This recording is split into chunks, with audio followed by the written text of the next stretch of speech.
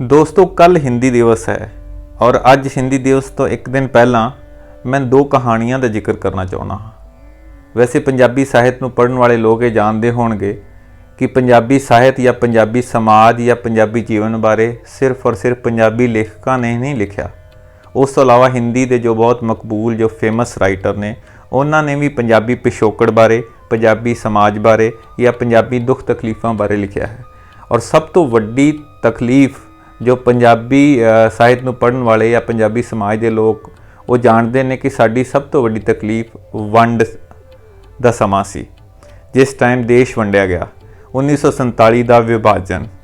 उस बहुत सारे अड अड भाषा के लेखकों ने लिखा है।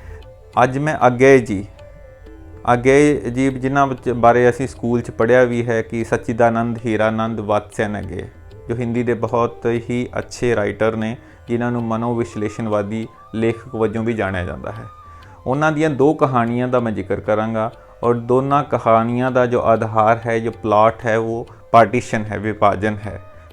और ये दो कहानियां का नाम, एक का नाम है बदला तो दूसरी का नाम है शरणदाता। इन्हां दोनों कहानियां तो पहला मैं एक होर चीज़ दसना चाहना हाँ कि पार्टीशन की जब भी कोई गल आउंदी है, समाज में बहुत से ऐसे राजनीतिक तबके या राजनीतिक लोग ने जो पार्टीशन नूं अज भी वरतते हैं और वो वरतते हैं नफरत फैलाने वास्ते। लेकिन बहुत सारे लेखकों ने नफरत फैलाने की बजाय उस नफरत नूं घट करन विच और आने वाले समय में ऐसी कोई भी मतलब खून खराबा ना होए जिहदा आधार इस तरह की नफरत होए, तो इस करके उन्होंने बहुत अच्छी कहानियाँ लिखियां ने। इन्हां कहानियां नूं पढ़ना साडे वास्ते बहुत जरूरी है। और ये दो कहानियाँ बदला और शरणदाता इस तरह की कहानियां ने जिन्होंने पढ़ के तुहानू पता लगेगा, जिवें साडे बजुर्ग अक्सर कहते सी कि उस समय ना किसी भी धर्म का कोई भी रोल सी। सब तो वड्डी गल ये सी कि समा खराब सी, ना माड़े हिंदू सी, ना माड़े मुसलमान सी ते ना माड़े सिख सी। समा माड़ा सी जो उस समय चल रहा सी। और अज्ञेय जी की जो पहली कहानी है बदला, मैं पूरी कहानी तो नहीं दसांगा, बहुत छोटी कहानी है, जदों तुसीं पढ़ोगे तुहानू मज़ा आएगा। और उस कहानी का जो आधार है वो दिल्ली तो अलीगढ़ नूं जांदी एक ट्रेन है, जिहदे विच कुल मिला के 5 या 6 ही किरदार ने। एक मुस्लिम औरत है जिहदा बच्चा नाल है, एक सिख है जिहदा लड़का नाल सवारी कर रहा, उत्थे यात्रा कर रहा है, और 2 हिंदू ने। और पूरी कहानी दे विच इन्हां दा आपसी वार्तालाप है, आपसी डर है और आपसी नफरत जो उस समय पूरी हवा 'च फैली हुई सी, ਉਹਦੇ बारे गल्लां बातां ने। कहानी के अंत विच की हुंदा है और इस बारे जानने लिए तुसीं ये बदला कहानी पढ़ोगे।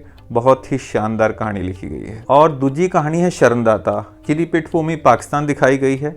पाकिस्तान जदों पार्टीशन का टाइम सी और लोग अपनी जान बचा के किसी तरीके नाल उत्थों भज रहे सी, दंगियां का दौर सी। उस टाइम उत्थे 2 किरदार इस कहानी के ने, एक दविंदर लाल और एक रफीकुद्दीन।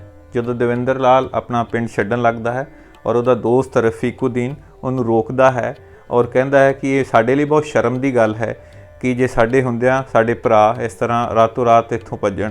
तो वो बहुत जोर लाउण ते दविंदर लाल रुक जाता है। और उस तो बाद की कहानी जानने वास्ते बहुत तुहानू पढ़नी पेगी ये शरणदाता कहानी। और मेरा भरोसा है कि जदों ये दोवें कहानियां तुसी पढ़ लोगे कि तुहाडे अंदर एक अलग तरीके का परसपैक्टिव, एक अलग तरीके की सोच डेवलप होएगी। वो सोच जो अजकल की जो राजनीतिक जो सोच है, जो पार्टीशन नूं इस तरीके नाल वरतों च लियाउंदे ने कि लोकां 'च होर नफरत वधाउण लई। जदों ये कहानियां पढ़ोगे तो नफरत वधन की बजाय नफरत घट होएगी और साहित्य का शायद यही एक मकसद है। तो अज इन्ना ही, फिर किसी दिन मिलांगे किसी नवीं किताब या नवीं कहानी के बारे तुहाडे नाल गलबात करन वास्ते। धन्नवाद।